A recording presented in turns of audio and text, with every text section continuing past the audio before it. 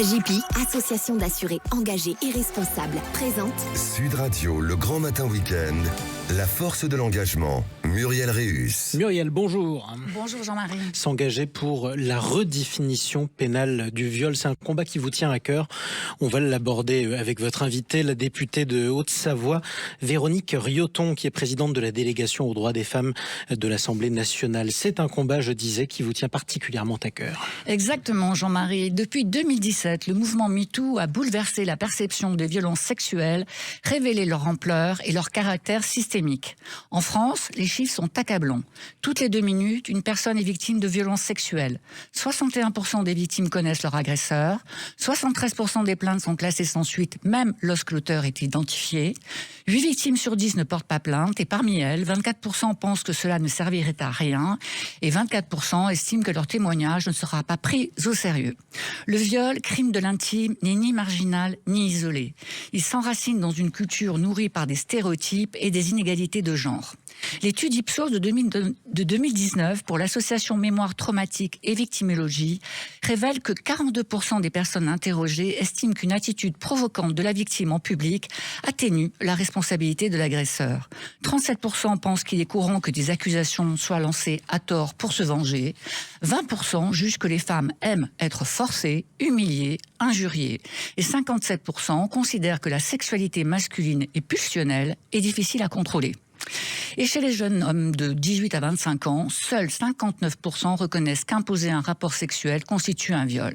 Alors, ces stéréotypes nourrissent évidemment une présomption implicite de consentement qui biaise certaines décisions judiciaires et perpétue le silence des victimes. Face à cette réalité, la question de la redéfinition pénale du viol questionne depuis des mois les politiques, les magistrats, les associations, les victimes. Car si la question du consentement est omniprésente dans les procédures judiciaires, elle demeure absente du code pénal. Ce vide juridique favorise l'instrumentalisation du consentement par les agresseurs. En 2011, la France a ratifié la Convention d'Istanbul qui impose une définition du viol basée sur l'absence de consentement examinée à la lumière de circonstances environnantes. Pourtant, la France reste l'un des 14 États membres appliquant une définition matérielle du viol, violence, menace, contrainte, surprise, tandis que 13 autres États, ainsi que de nombreux pays, définissent le viol par l'absence de consentement. Le rapport de la délégation aux droits des femmes de l'Assemblée nationale, porté par Véronique Rioton et Marie-Charlotte Garin, propose d'intégrer la notion de non-consentement dans la définition pénale du viol, un consentement qui serait libre et éclairé, révocable à tout moment, apprécié au regard des circonstances environnantes. Cette réforme ne supprime pas les critères actuels de violence, menace, contrainte, surprise, mais les renforce en donnant au juge un cadre plus clair pour appréhender les cas de coercition, d'emprise, de vulnérabilité. Si elle est adoptée, cette réforme marquera une avancée majeure dans la lutte contre les violences sexuelles. C'est une étape importante, ce n'est pas la fin du chemin. Le viol reste un crime de masse, un acte de violence et de domination qui nécessite une action globale, des moyens financiers accrus, une politique de protection, de prévention, d'éducation, de formation et de répression. Et parlons-en tout de suite sur Sud Radio avec notre invitée Véronique Rioton. Bienvenue sur Sud Radio. Vous êtes députée Ensemble pour la République de la Haute-Savoie, présidente par ailleurs de la délégation aux droits des femmes à l'Assemblée nationale. Vous êtes l'invitée de Muriel Réus. Bonjour Madame la députée. Bonjour. Alors vous venez de rendre public les travaux de la délégation aux droits des femmes et à l'égalité des chances de l'Assemblée nationale sur la définition pénale du viol. Ces travaux ont démarré le 5 décembre 2023. 14 mois de réflexion, c'est dire l'importance du sujet ? Permettez-moi, pour démarrer, Muriel, d'honorer l'édito que vous avez fait. Je pense que vous avez dit beaucoup, en tout cas dans l'esprit qui a conduit nos travaux, Marie-Charlotte et moi-même, Marie-Charlotte Garin et moi-même. 14 mois, c'est à la fois beaucoup et en même temps, on voit bien que l'histoire de la définition du viol a toujours évolué par à-coups et puis elle est longue. Alors 14 mois... Eh bien, c'est parce que c'est un sujet qui fait débat. Sa genèse, c'est la directive des violences sexistes et sexuelles au niveau européen, avec la France qui s'oppose à intégrer la notion du consentement, non pas de principe, mais parce que c'est un droit français. Donc, ça nous a renvoyé, nous, à la délégation dans nos travaux, et nous avons donc démarré en décembre 2023, avec une forme d'humilité dans le démarrage de nos travaux, avec l'idée de questionner véritablement, faut-il ou non intégrer cette définition dans le code pénal. C'est combien de personnes auditionnées sur un sujet comme celui-là ? C'est plus d'une centaine de personnes auditionnées, donc, et puis 14 mois de travaux, on l'a dit. Alors, la principale motivation, c'est la Convention d'Istanbul ou c'est, par exemple, les difficultés judiciaires, la difficulté des victimes à prendre la parole, enfin, ce que j'ai évoqué, toutes ces statistiques qui me font un petit peu froid dans le dos? La principale motivation, la mienne en tout cas, c'est l'impunité constatée aujourd'hui. Vous l'avez rappelé remarquablement, donc je ne vais pas redonner les chiffres, mais le sentiment, je vais juste peut-être décrire une anecdote de François Lavallière lors de nos premières auditions qui témoigne en disant que lorsqu'il instruit un dossier, il lui est souvent arrivé de dire aux victimes « Mesdames, Madame, je vous crois, et pour autant, je n'ai pas réussi à prouver la matérialité ou l'intentionnalité de l'auteur, et donc ça fait un classement sans suite. » Ça veut dire que, est-ce que le droit pénal échoue en matière de viol à remplir ces trois grandes fonctions, répressive, protectrice, expressive? Est-ce que vous constatez cela, vous ? C'est effectivement, dans le cadre de notre mission, un des constats qu'on a rapidement fait. Pourquoi on l'a dit, pas protectrice, puisque les victimes, en réalité, sont peu protégées.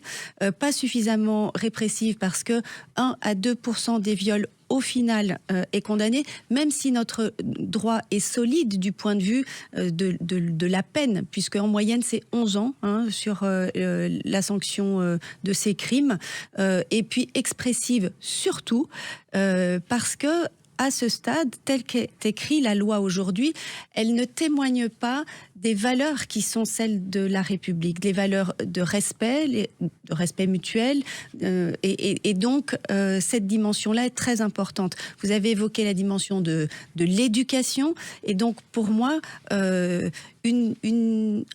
des effets finalement du changement dans le code pénal, ça va aussi de donner un signal vers nos jeunes générations pour dire tout rapport sexuel se considère dans une dimension du consentement. Et donc, dans la loi, pour nous, on met tout acte sexuel non consenti est un viol. Alors, vous avez dit 11 ans de condamnation, mais on sait que dans les cas de viol, c'est 1% à peu près des agresseurs qui sont condamnés. On a vécu tous ensemble un procès spectaculaire, un procès qui a été qualifié d'historique, c'est le procès des viols de Mazan. 66% des Français considèrent que cette affaire montre que les violences sexistes et sexuelles sont une responsabilité collective masculine. Est-ce que ce procès a influencé aussi la rédaction de ce rapport ? Je ne suis pas sûre que ce soit une influence de la rédaction. En revanche, il est clé, et évidemment, je salue le courage de Gisèle Pellicot dans ce qu'elle nous a montré, parce que ce sujet a montré à l'ensemble de la société la difficulté de la prise en charge du procès dans l'intime de ces viols, et donc a mis cette dimension sur la place publique. Et une des premières prises de conscience finalement de tout un chacun, c'est que dans la culture du viol, on a toujours l'impression que le viol, il va se dérouler en pleine nuit, qu'il va être fait par un étranger. Or, ça a mis en évidence l'intime de ces situations. Et je rappelle que 90% des situations, l'auteur est connu, et dans 70%, en effet, de sidération avec des stratégies de l'auteur. Alors, pourquoi et comment cette définition actuelle du viol, basée, comme on l'a dit tout à l'heure, sur la violence, la contrainte, la menace ou la surprise, peut exclure certaines situations de violence sexuelle ? C'est la conséquence de ce qu'on vient de dire. Puisqu'il y a 70% des cas où on est en état de sidération, en fait.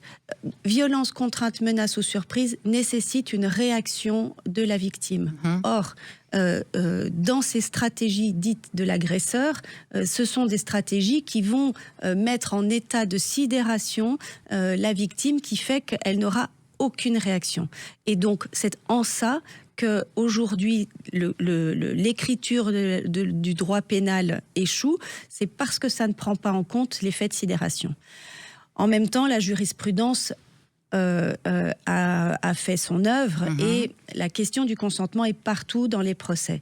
Mais la façon dont c'est pris en compte, de façon jurisprudentielle, elle n'est évidemment pas homogène sur l'ensemble du territoire selon la façon dont les procès se passent. Donc le fait de venir inscrire la notion du non-consentement dans la définition pénale du viol va donner de la visibilité, de la lisibilité et puis un signal clair pour la société de ce que je disais tout à l'heure. Donc on ne modifie pas complètement cette loi, c'est-à-dire ce qui existe aujourd'hui, c'est-à-dire vous proposez de garder la violence, la menace, la contrainte et la surprise, mais de réintroduire de façon extrêmement explicite et claire cette notion de non-consentement. C'est ça.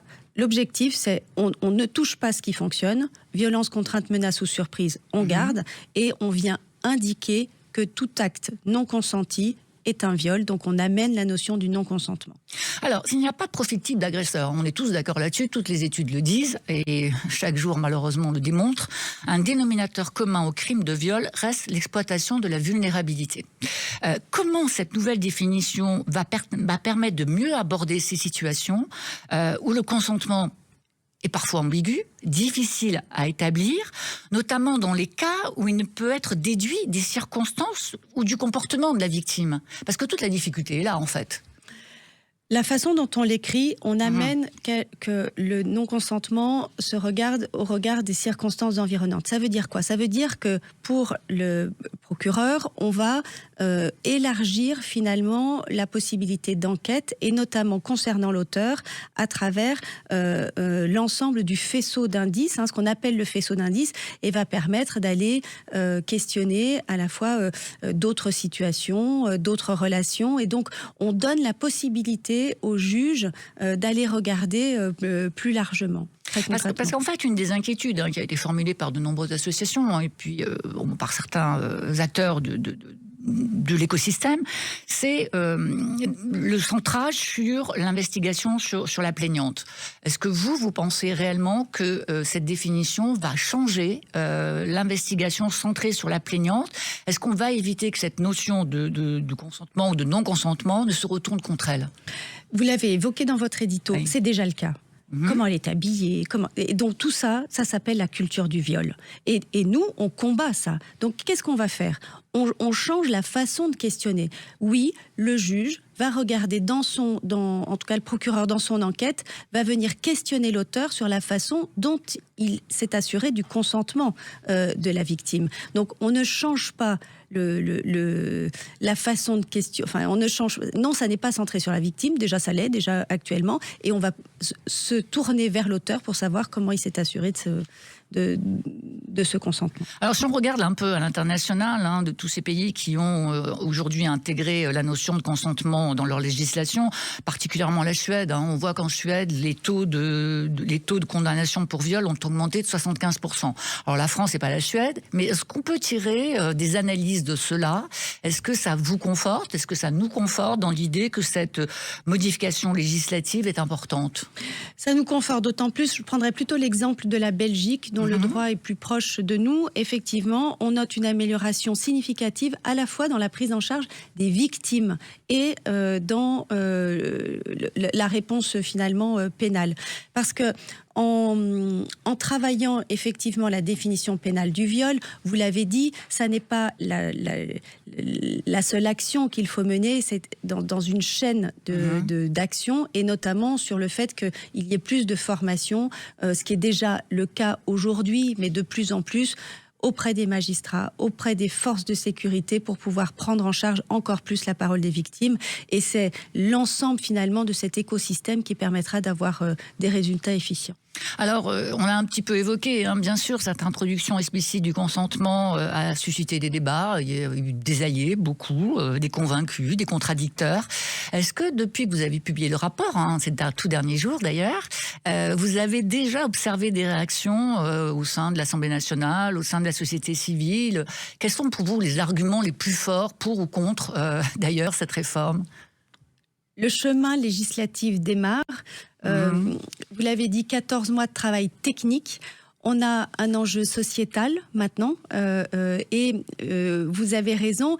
On a des collègues, vous savez qu'à la commission des lois, par exemple, on a beaucoup d'avocats et qui sont évidemment des fervents défenseurs de nos principes de droit et puis du système judiciaire, et notamment de la défense des auteurs. Donc moi, je dis simplement, oui, on va venir challenger la façon dont les auteurs se défendent, et on a bien l'intention que ce changement rende la vie plus difficile, la défense des auteurs. Donc oui, ça va changer des choses.